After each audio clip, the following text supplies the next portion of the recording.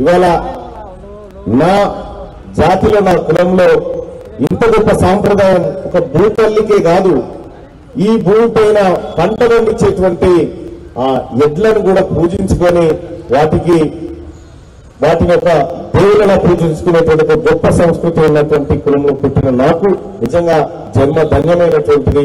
ఇది నిజంగా ఇక్కడికి వచ్చినటువంటి వాళ్ళందరూ కూడా ఈ పండుగ మళ్ళొచ్చేసారి కల్లా ఓ 10 రెట్లు ఎక్కువగా జరిగే విధంగా ఉంటే బాగుంటది.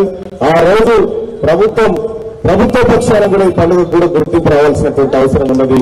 ఖచ్చితంగా ఆ దిశగా ప్రయత్నాలు అయితే చేయాలి. అయితే ఈ జాతిలో పుట్టినటువంటి అనేక మంది ఆనుమత్యాలు ఈ జాతిలో పుట్టినారు. ఆఫీసర్ల దగ్గర నుంచి, ఐఏఎస్ దగ్గర నుంచి, అటెండర్ దాకా, వార్డు మెంబర్ దగ్గర నుంచి కేంద్ర మంత్రుల దాకా అన్ని రకాలుగా ఎదుగుతా ఉన్నారు.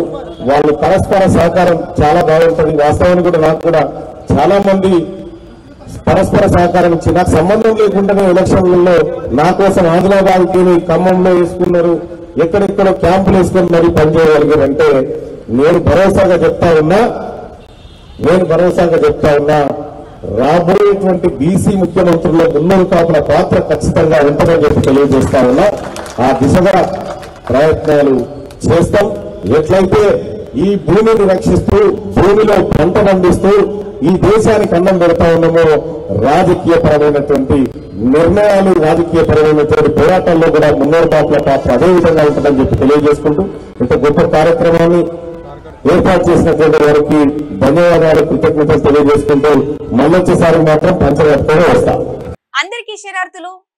పెన్నుతో మీకు మంచి సోపతుందా? తెలంగాణ యాసలో ముచ్చట్లు రాయడం మీకు తెలుసా?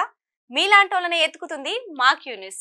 మరి ఆలస్యం చేయకుండా మాకు ఫోన్ చేయండి. 8688892608.